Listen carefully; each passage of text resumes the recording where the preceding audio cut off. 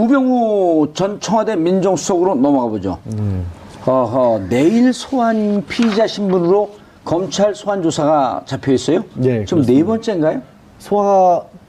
구속은 만약 영장을 치면 세 번째 청구하는 세 번째 거고, 청구하고 소환은 지금 공식 소환은 수사용으로는 네 번째인데 이미 불구속 상태에서 재판을 받고 있고 그동안에 받았던 혐의들이 하도 많아서 내일 같은 경우에는 이제 이석수 특별감찰관이 청와대에서 우병우 전 수석에 관해서도 문제를 조사를 했다. 그런데 그 부분을 우병우 전 수석이 국정원을 통해서 다 들여다보고 있었다는 거 아니에요.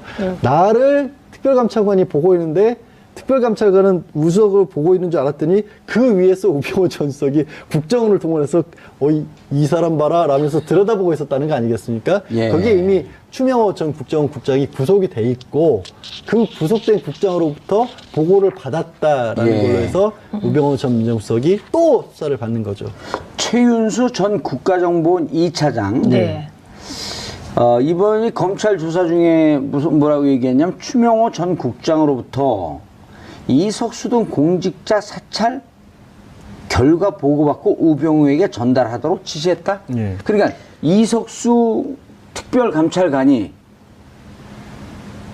우병우 전 수석에 대해서 처갓집, 그 다음에 아들 특혜 이걸 조사하고 있으니까 그것을 국정원이 이석수를 뒷조사해서 그 내용을 최윤수한테 보고하니까 그럼 또 그 주도한 게 추명호 국장이고 보고했더니 우병우 수석에게 보고하라. 이건 어떻게 되는 거죠? 최윤수 무서워요. 최윤수 전 2차장 같은 경우에는 그게 국정원의 이제 공무원에 대한 조사였기 때문에 국정원 업무의 일환이라고 생각을 했다라는 겁니다. 그리고 우병우 전 수석이 민정수석이었기 때문에 당연히 보고를 해야 된다라고 생각을 했다는 건데 말도 안 되죠. 왜냐하면 다른 사안도 아니고 원격기로 속아 넘어갈 뻔했어요. 아니 그렇죠. 지금 그 말씀이 설득력이 이렇게 확 들어와요. 그렇죠. 근데 들으셨어요? 그게요 이런 거예요. 특별감찰관 제도는 역사가 있는 제도예요. 이게 지금 얘기되고 있는 공수처, 그다음에 상설특검, 그다음에 특별감찰관 이렇게. 뭐랄까 그 박근혜 대통령이 한 단계씩 한 단계씩 공약을 낮춰가면서 이제 우리 쪽에서는 공수처를 하자. 그러면 그때 이제 새누리당 쪽에서는 특별감찰관과 상설특검 이걸 들고 나왔던 겁니다. 그래서 그때 현장에 계셨군요. 네. 그래서 이 특별감찰관 제도가 어떻게 국정원에 의해서 민정수석 청와대에 의해서 무력화되었는가를 지금 말씀하신 거예요. 그러니까 이거는 이제 사람들이 지금 말씀하신 논리 있잖아요. 민정수석이 또 감찰관을 또 감찰할 수 있는 거 아니야? 이렇게 생각할 수도 있는 거죠, 일반적으로. 근데 그게 아닌 거죠. 왜냐하면 특별감찰관은 공수처 얘기하다가 합의가 안 돼갖고 상설특검 얘기하다가 이것도 합의가 안 되니까 특별감찰관에서 고위공직자들에 대해서 좀 이렇게 감찰하자 비유가 있으면 그렇죠. 그중에 대통령과 대통령의 가족 그다음에 청와대 수석들이 특별감찰관이 감찰할 수 있는 대상으로 명기되어 있습니다. 근데 특별감찰관이 감찰을 딱 하는데 우병우 이건 이제 이런 거예요. 우병우 수석 전 수석이 국정원과 연계해서 이석수 특별감찰관을 감찰한 이건 불법이네요. 그렇죠. 특별감찰관 제도 자체를 무력화시킨 사건입니다. 그렇죠. 그러니까 특별감찰관이 활동하고 있는데 국정원이 또 특별감찰관을 감찰해. 그럼 또 그렇게 되려면 아주 이게 페어하게 공평하게 되려면 특별감찰관 중에 다른 팀이 또 국정원 감찰해야 돼. 그러니까 이게 이제 영화를 보는 느낌이실 텐데요. 이때 이상한 일이 생기잖아요. MBC에 이석수 감찰관하고 지읒일보 기자가 통화한 내용이 MBC에 보도되잖아요. 그래서 그게 이제 감청이다. 이런 거죠. 그러니까 국정원이 어떻게 개입했냐를 보여주는 게 그 감청 자료입니다. 그때 장면이 지금 기억을 못 하시는 분들이 계실 것 같으니까 그 장면을 좀 다시 한번 상세히 설명을 해 주시죠. 이석수 특별감찰관이 조선일보 기자하고 통화를 해요. 무슨 내용으로 통화를 하죠? 그때 무슨 내용이었죠? 통화 내용이? 통화 내용이 이거였었죠.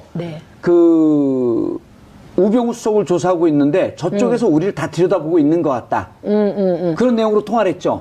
조선일보 기자. 그런데 그 조선일보 기자와 둘의 녹취록이 MBC에 보도가 돼요. 그걸 누가 도청을 한 거네. 그래서 MBC 내부에 국정원과 뭔가 커넥션이 있다는 의혹이 그때 일었습니다. 예. 그리고 그때 조선일보 사장은 김재철. 김재철이죠 그때. 김장겸. 김장겸 올해 2호 그러니까 김재철입니다. 김재철이에요. 안광환입니다. 안광환.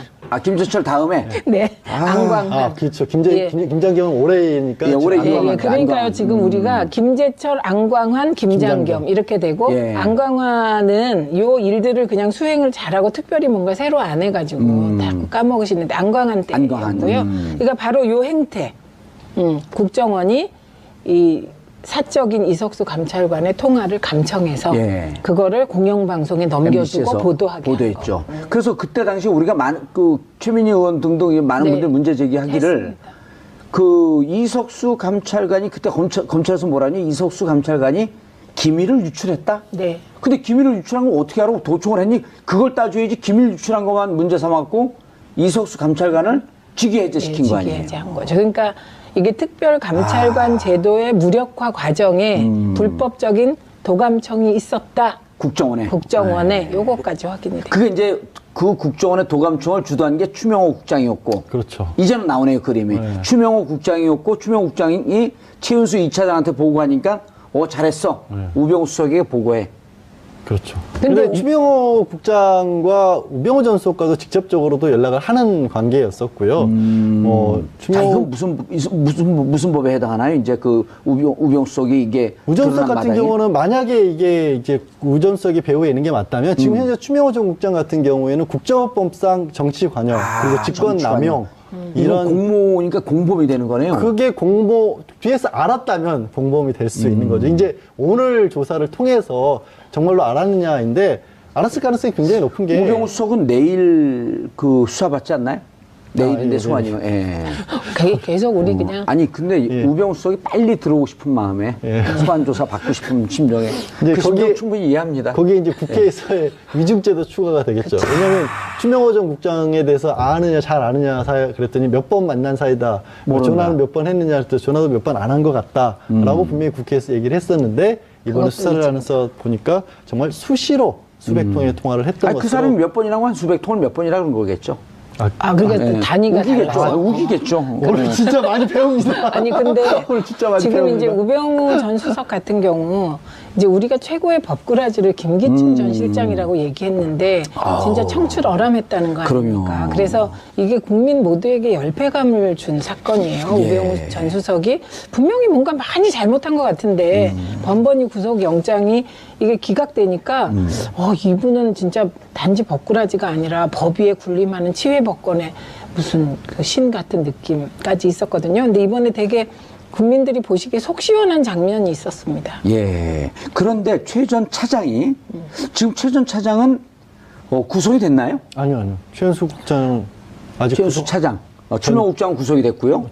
최은수 전 차장은 아직 구속이 안 된 걸로 알고 있는데 예. 뭐 제도 안 돼도 뭐 진술 제대로 하고 있어요. 지금 보니까 그 특별감찰관을 불법 사찰한 걸 이석수 특별감찰관뿐만 아니라 문화체육관광부 간부 등까지도 그때 문화체육부 간부들 같은 경우에는 우병우 전 수석의 지시가 있었다 없었다 얘기는 있지만 문체부 간부들이 그 최순실 씨의 정유라 승마 관련해서도 그 얘기를 제대로 들어주지 않아서 그 조사를 똑바로 못했다 그래서 이미 박 전 대통령에서 이른바 찍힌 사람들이 있었지 않습니까? 그 사람들을 걸러내는 과정에서 하나의 압력수단으로 결국에는 국정원을 동원해서 사찰한 게 아니냐 하는 부분도 좀 들여다보고 있는 거죠. 근데 사실은 이 얘기를 하다 보면요. 그냥 어떻게 보면은 우병우 전 수석이 가지고 있었던 온갖 영향력들을 다 보여주는 것 같아요. 아니, 추명호도 처음에 구속영장 청구했을 때 기각됐잖아요. 추명호, 추선이 둘 다. 그렇네요. 네, 그런 일이 있어서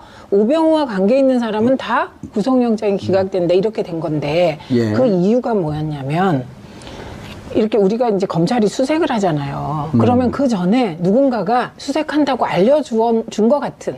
그것도 기획 뭐 검사가 나왔잖아요. 그런데 이번에 불시에 우병우 압수수색을 했잖아요. 막. 그러니까 그 준비 없이 차량에 있는 모든 이제 수색 자료, 그다음에 핸드폰을 압수당한 거잖아요.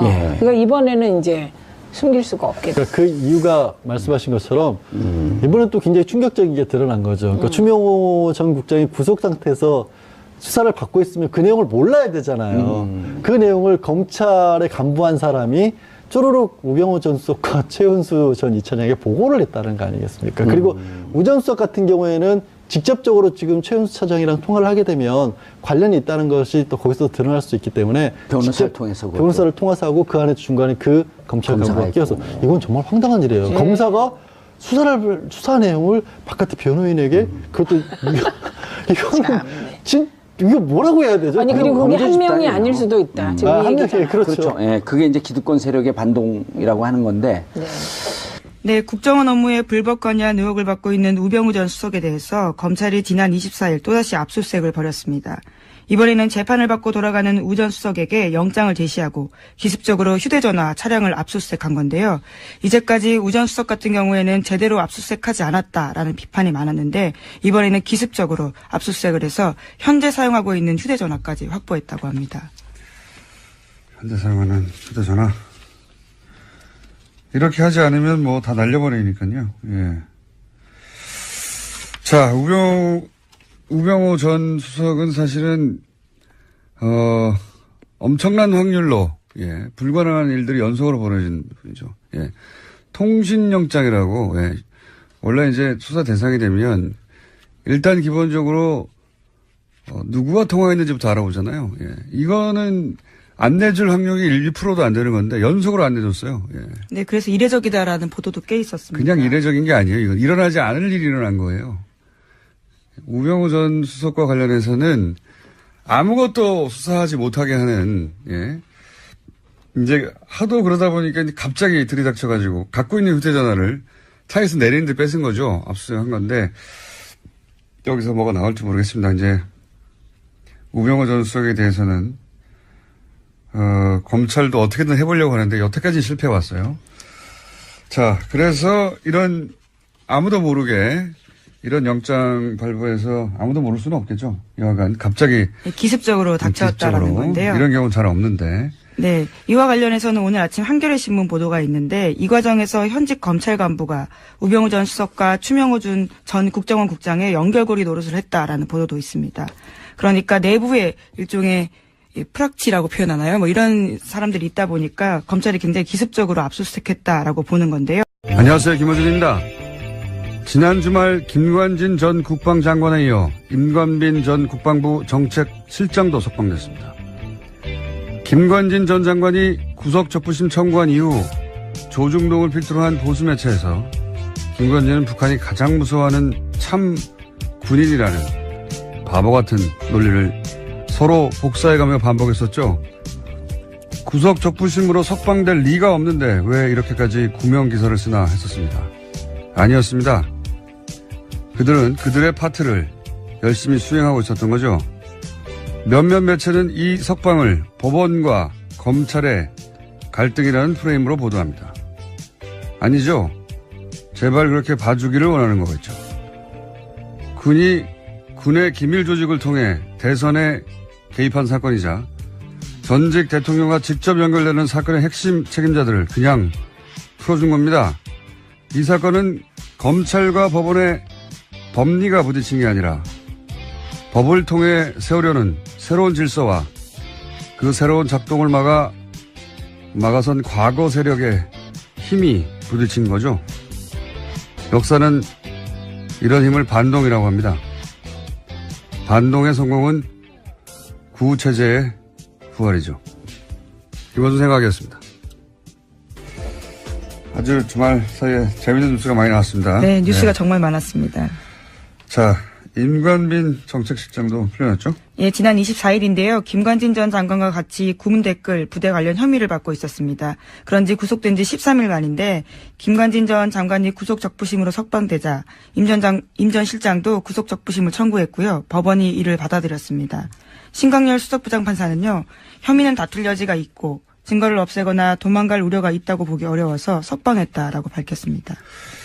이게 말이 안 되는지는 저희가 잠시 후 일부에서 이정열 전 부장판사 오늘은 직접 수준에 나옵니다. 네, 나와서 자세히 다루기로 하고 되돌아보니까 딱딱 맞아 떨어져요. 그러니까 구속 적부심 청구부터 이상한 거죠, 이게. 예. 법적으로 변한 게 아무것도 없는데 그럼 청구 자체를 안 하는데 안 되니까 근데 청구를 합니다. 그리고 조선일보를 필두로 북한이 제일 무서워하는 참군인. 예. 제가 계속 바보 같다고 비웃었는데. 근데 조중동이 계속해요. 원래 조중동은 안 될 일은 붙들고 있지를 않아요. 왜냐하면 그러다가 진짜 안 되면 조중동 영향이 없다는 걸 인정하는 거 아니에요. 그런데도 계속 붙들고 있어서 야, 참 이상하다. 이거 컨트롤 타워가 있긴 있는 것 같은데 왜 이러나 억지스럽게. 설마 구속 적부심으로? 에이 설마. 그런데 그 양승태 전 대법원장이 직접 꽂았다고 하는 신경일 판사가 그 어려운 걸 해냈죠. 예. 그러면서 또 기사가 나옵니다. 김관진은 청구할 생각이 없었는데 변호사가 하자고 해서 참군이니까 직접 하자고 할 수는 없잖아요. 그리고 또 이어서 상관이 풀려났는데 당연히 부하도 석방돼야 또 청구합니다. 이런 기사가 나오고. 그리고 나서는 이제 주말에는 검찰과 법원의 갈등 이런 프레임이 나왔죠. 하루 종일 포털탑에. 왜 이런 일이 벌어졌냐. 검찰과 법원이 갈등해서 그렇다는 거예요. 그렇게 봐주길 원하는 거죠. 그 다음 포털의 메인은 신광열 판사에 대한 비난 여론이 있었잖아요. 예. 뭐 인터넷에도 그렇고. 여당에서도 그런 비판이 예. 있었습니다. 그러자 신 부장판사를 적폐로 매도한다. 뭐 처단 선동하고 있다. 신상털이, 유언비어, 가짜뉴스, 인신공격, 사법부 독립을 침해한다. 뭐 이런 그 비판을 이렇게 몰아가죠. 그리고 이런 비난에도 불구하고 신광열 부장판사는 석방을 결정했다. 부당한 여론 압력에 굴하지 않고 할 일을 했다. 이런 뉘앙스 기사가 또 나오고. 그리고 댓글 부대가 요즘 기승입니다. 아주 딱딱 맞아떨어져요. 그런 일이 벌어졌어요. 이건 그냥 단일 사건이 아니라, 예, 저는, MB의 반격, 예, 구체제의 반격이라고 봅니다. 반동이라고 하죠, 이런 걸. 잠시 후에 다루기로 하겠고, 그러자 전병헌 수석도 기각이 됐죠, 영장. 네, 지난 25일 새벽인데요. 영장 기각됐습니다. 검찰은 롯데홈쇼핑이 방송 재승인을 대가로 전 전 수석이 명예회장으로 있던 한국e스포츠협회에 3억 원을 후원했다라고 봤는데요. 이에 대해서 서울중앙지법 강부영 부장판사는 범행 가당 여부와 범위에 대한 다툴 여지가 있다면서 구속의 필요성을 인정하기 어렵다라고 밝혔습니다. 또 관련 자료가 대부분 수집돼서 증거인멸과 도주 우려가 크지 않다라고 설명했습니다. 저는 전병헌 전 수석은 MB가 살렸다 그렇게 봅니다.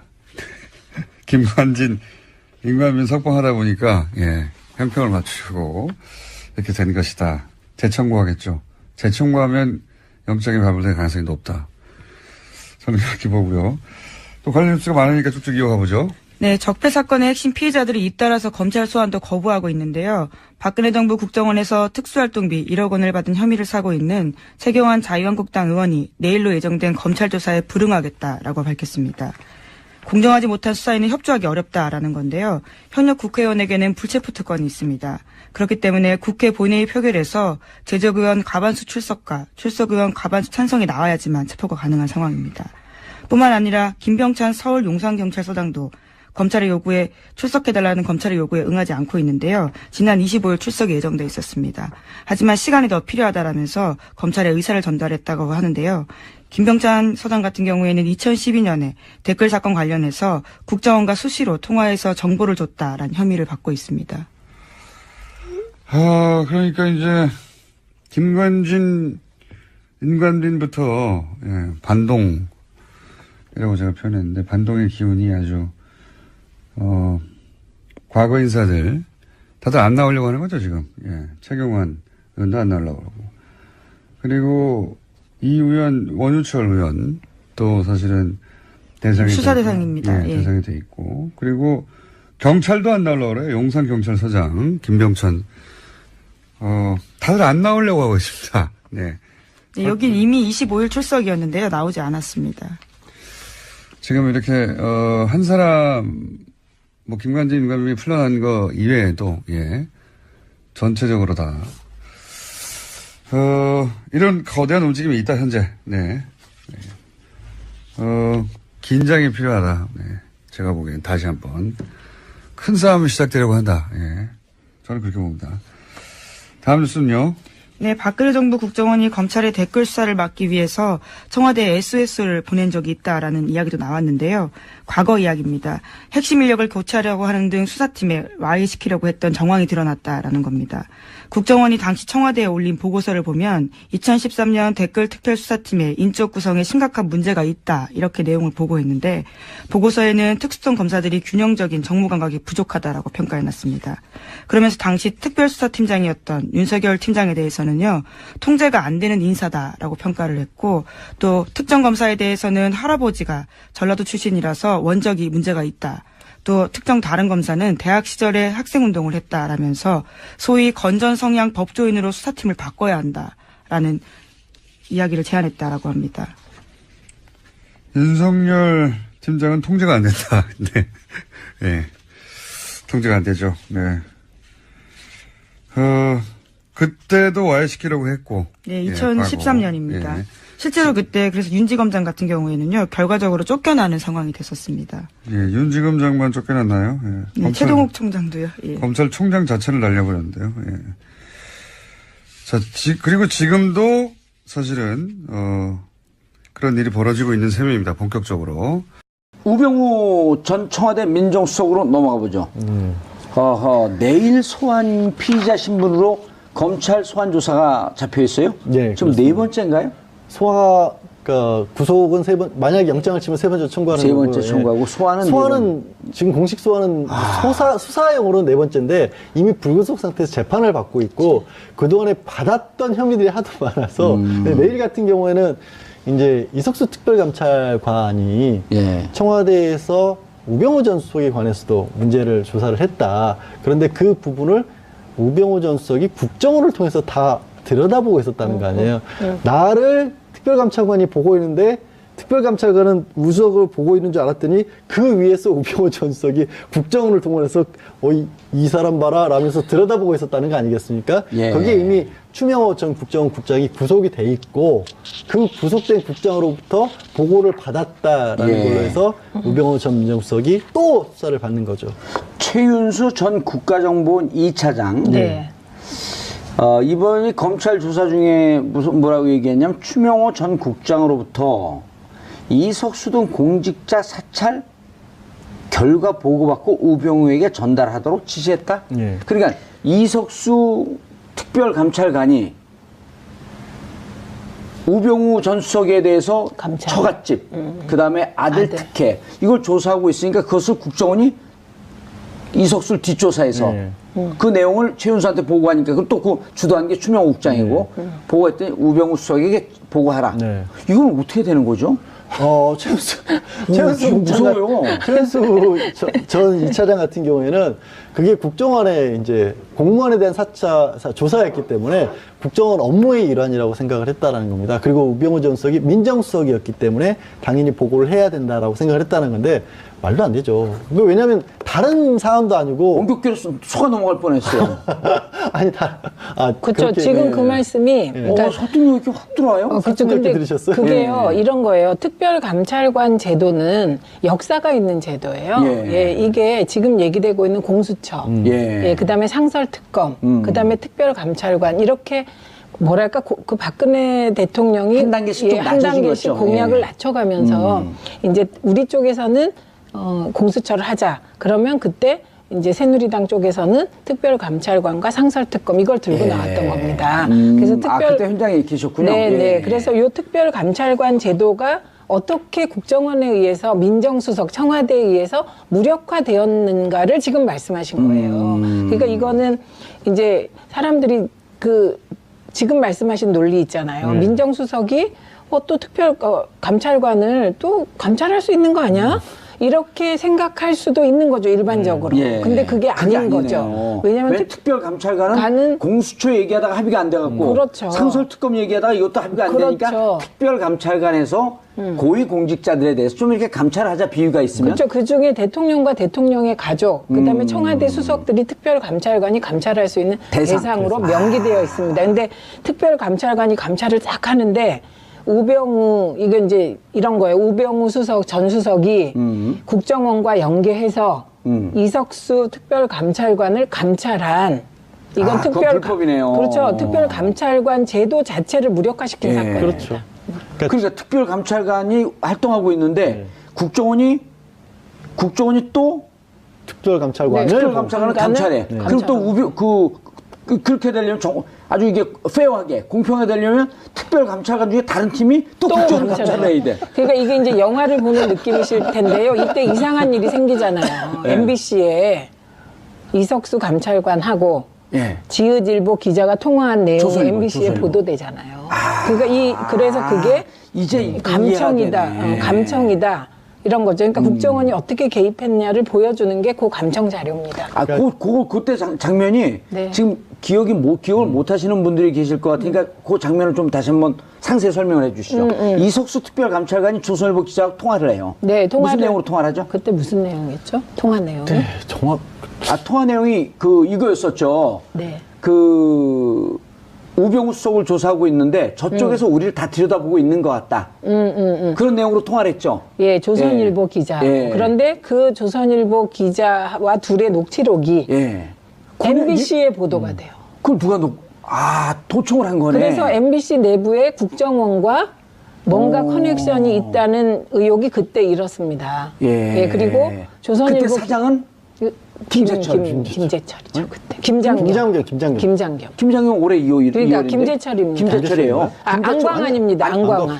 김재철 다음에. 네. 안광환. 그렇죠. 예. 김장겸은 올해니까. 예, 올해 예, 그러니까요. 안광환. 지금 우리가 김재철, 안광환, 김장겸 이렇게 되고 예. 안광환은 요 일들을 그냥 수행을 잘하고 특별히 뭔가 새로 안 해가지고 다 까먹으시는데 안광환 때였고요. 그러니까 바로 요 행태, 국정원이 이 사적인 이석수 감찰관의 통화를 감청해서 예. 그거를 공영방송에 넘겨주고 MBC에서 보도하게 보도했죠. 그래서 그때 당시 우리가 최민희 의원 등등 많은 네. 분들이 문제 제기하기를 했습니다. 이석수 감찰관이 그때 검찰에서 뭐라니 이석수 감찰관이 기밀을 유출했다? 네. 근데 기밀을 유출한 거 어떻게 하라고 도청을 했니? 그걸 따져야지 기밀 유출한 것만 문제 삼았고 이석수 감찰관을 직위해제시킨 거 아니에요? 직위해제한 거죠. 그러니까 이게 특별감찰관 제도의 무력화 과정에 불법적인 도감청이 있었다. 국정원에 요거까지 확인이 돼요. 그게 이제 그 국정원의 도감청을 주도한 게 추명호 국장이었고. 그렇죠. 이제는 나오네요, 그림이. 네. 추명호 국장이었고, 추명호 국장이 최은수 2차장한테 보고하니까, 잘했어. 우병우 수석에게 보고해. 그렇죠. 근데 추명호 국장과 우병우 전 수석과도 직접적으로도 연락을 하는 관계였었고요.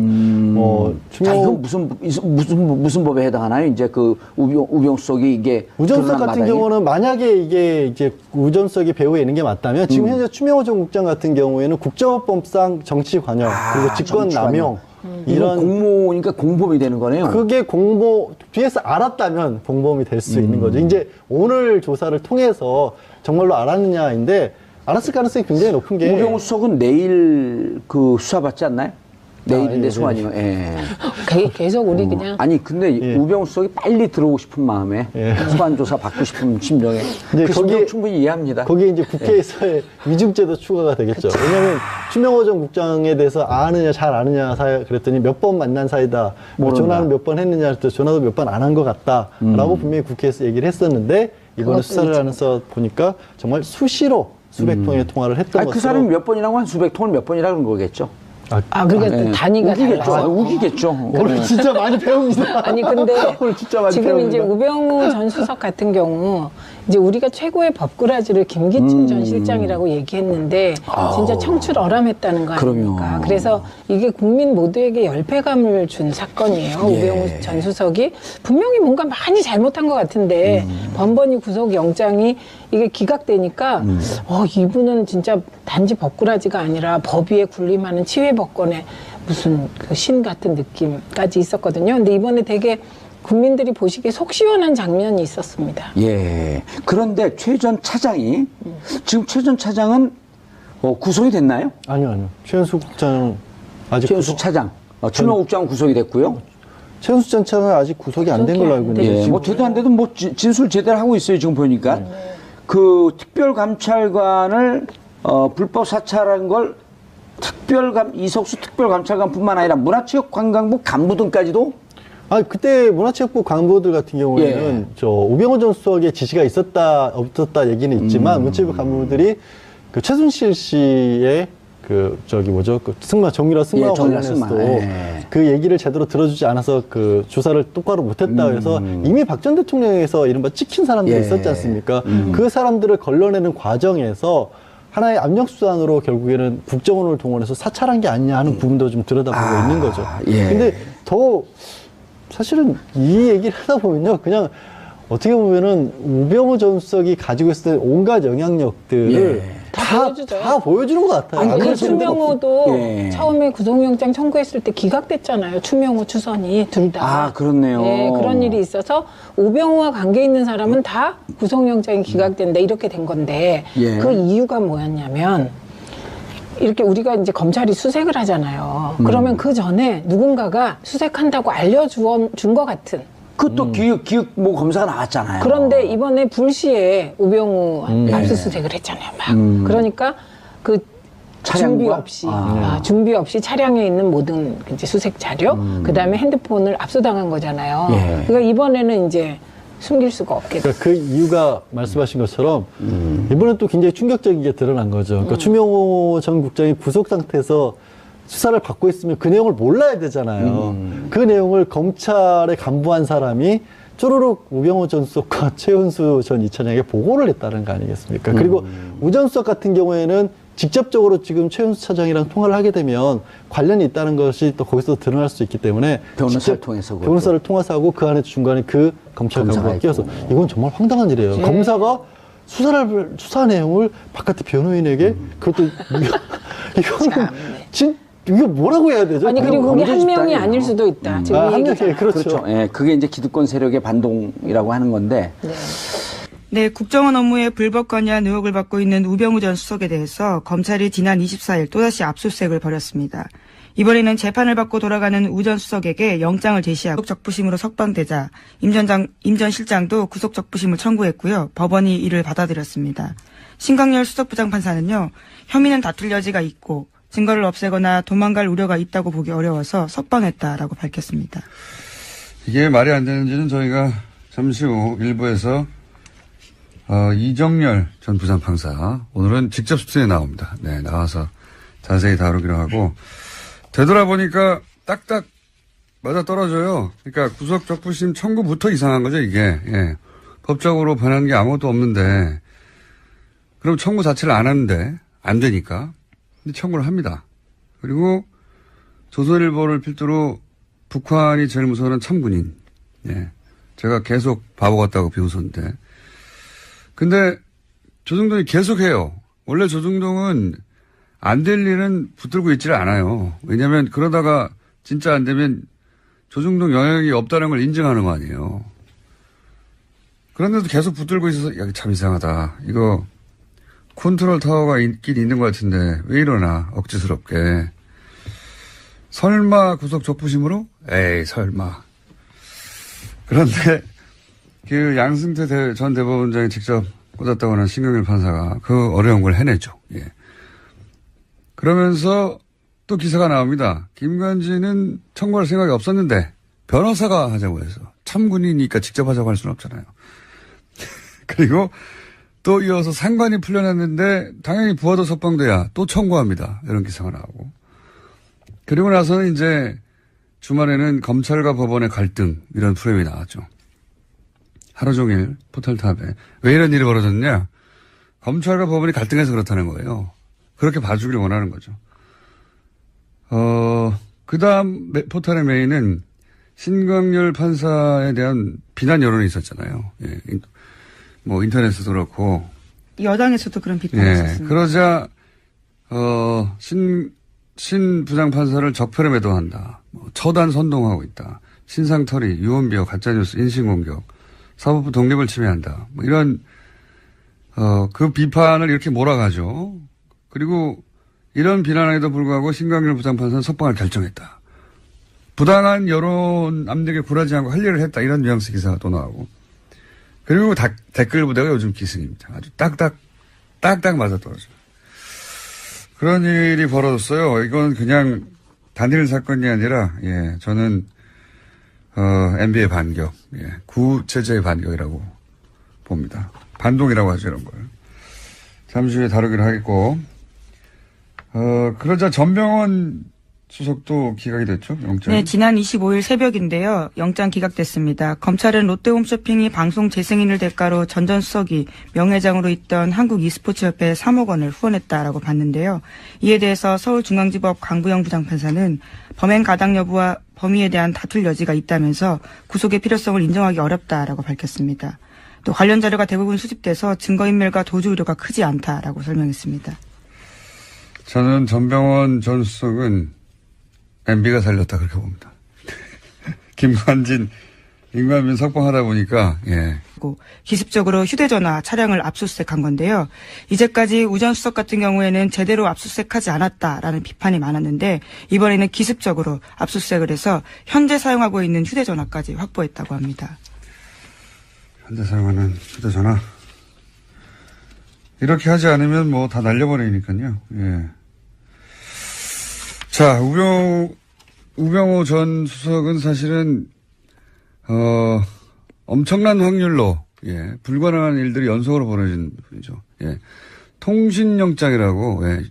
원래 이제 수사 대상이 되면, 일단 기본적으로, 누구와 통화했는지부터 알아보잖아요. 예. 이거는 안 내줄 확률이 1, 2%도 안 되는 건데, 연속으로 안 내줬어요. 예. 네, 그래서 이례적이다라는 보도도 꽤 있었습니다. 그냥 이례적인 게 아니에요. 이건 일어나지 않을 일이 일어난 거예요. 우병우 전 수석과 관련해서는 아무것도 수사하지 못하게 하는, 예.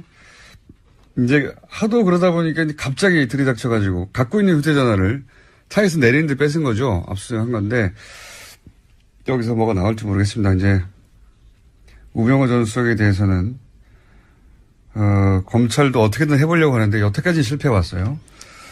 자, 그래서 이런 아무도 모르게 이런 영장 발부해서 아무도 모를 수는 없겠죠. 여하간 갑자기 기습적으로 닥쳤다라는 건데요. 이런 경우는 잘 없는데. 네, 이와 관련해서는 오늘 아침 한겨레 신문 보도가 있는데 이 과정에서 현직 검찰 간부가 우병우 전 수석과 추명호 전 국정원 국장의 연결고리 노릇을 했다라는 보도도 있습니다. 그러니까 내부에 일종의 프락치라고 표현하나요? 뭐 이런 사람들이 있다 보니까 검찰이 굉장히 기습적으로 압수수색했다라고 보는 건데요. 안녕하세요, 김어준입니다. 지난 주말 김관진 전 국방장관에 이어 임관빈 전 국방부 정책실장도 석방됐습니다. 김관진 전 장관이 구속적부심 청구한 이후 조중동을 필두로 한 보수 매체에서 김관진은 북한이 가장 무서워하는 참 군인이라는 바보 같은 논리를 서로 복사해가며 반복했었죠. 구속적부심으로 석방될 리가 없는데 왜 이렇게까지 구명기사를 쓰나 했었습니다. 아니었습니다. 그들은 그들의 파트를 열심히 수행하고 있었던 거죠. 몇몇 매체는 이 석방을 법원과 검찰의 갈등이라는 프레임으로 보도합니다. 아니죠. 제발 그렇게 봐주기를 원하는 거겠죠. 군이 군의 기밀 조직을 통해 대선에 개입한 사건이자 전직 대통령과 직접 연결되는 사건의 핵심 책임자들을 그냥 풀어준 겁니다. 이 사건은 검찰과 법원의 법리가 부딪힌 게 아니라 법을 통해 세우려는 새로운 질서와 그 새로운 작동을 막아선 과거 세력의 힘이 부딪힌 거죠. 역사는 이런 힘을 반동이라고 합니다. 반동의 성공은 구체제의 부활이죠. 김원준 생각이었습니다. 아주 주말 사이에 재밌는 뉴스가 많이 나왔습니다. 네, 뉴스가 정말 많았습니다. 자, 임관빈 정책실장도 풀려났죠? 예, 지난 24일인데요. 김관진 전 장관과 같이 구문 댓글 부대 관련 혐의를 받고 있었습니다. 그런지 구속된 지 13일 만인데 김관진 전 장관이 구속